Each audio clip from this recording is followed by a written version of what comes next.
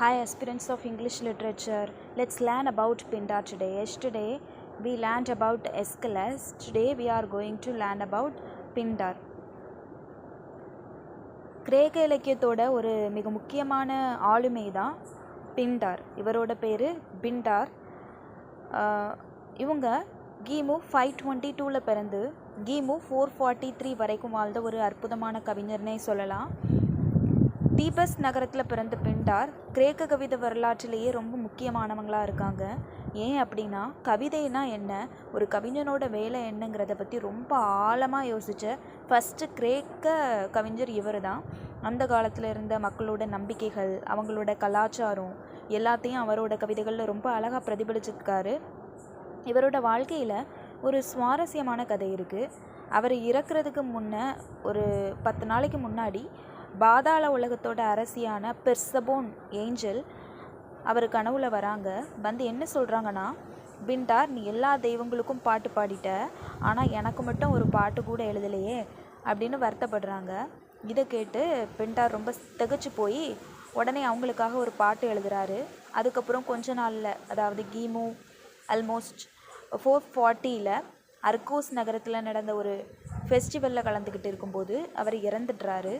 இவரோட படைப்புகளை பற்றி சொல்லணும்னா, அலெக்சாண்ட்ரியாவில் இருந்த லைப்ரரி ஸ்காலர்ஸ் எல்லாருமே ஒன்றா சேர்ந்து பிண்டார் எழுதின எல்லா கவிதைகளையும் மொத்தம் 17 புத்தகங்களாக தொகுத்து வச்சுருக்காங்க. அதில் ஹெய்மினோய், ஹிம்ஸ், பேயன்ஸ், டித்ராம்ஸ், ப்ரொசஷனல்ஸ், பார்டேனியா, தெரினாய், அப்புறம் மிக முக்கியமான எபினிக்கியா அப்படின்னு பல வகைகள் இருக்குது.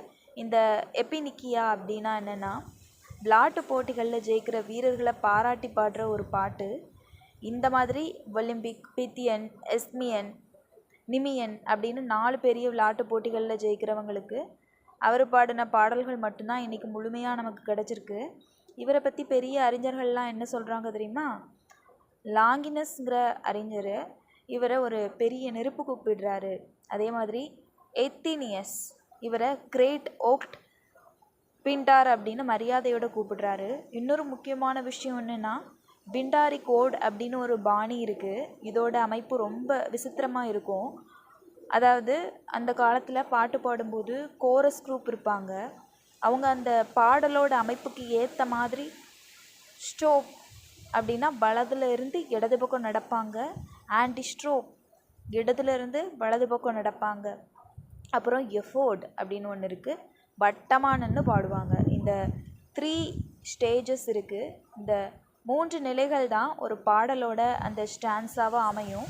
பிற்காலத்தில் 17ஆவது நூற்றாண்டில் ஆப்ரஹாம் கவுலி அப்படிங்கிறவங்க இந்த முறையை மாற்றி இர்ரெகுலர் ஓட் அப்படிங்கிற ஒரு பாணியை உருவாக்குனார். பிண்டாரோட இந்த வாழ்க்கை பயணமும் அவரோட அந்த அற்புதமான கவிதை உலகமும் இன்றைக்கு வரைக்கும் இலக்கிய உலகத்தில் ஒரு அழியாத முத்திரையாக இருக்குது. இதை பற்றி நீங்கள் ரொம்ப ஆழமாக தெரிஞ்சுக்கணுன்னா நீங்கள் அவரோட அந்த விக்ட்ரி வேர்ட்ஸை படித்து பாருங்கள். ரொம்ப டீப்பாக அவங்கள பற்றி லேர்ன் பண்ணலாம். I hope you will be able to understand this will be helpful for your UGC NET exam preparation. If you like this video, like, share and subscribe. If you want to know about several writers, comment which writer do you want to know. Thank you for watching.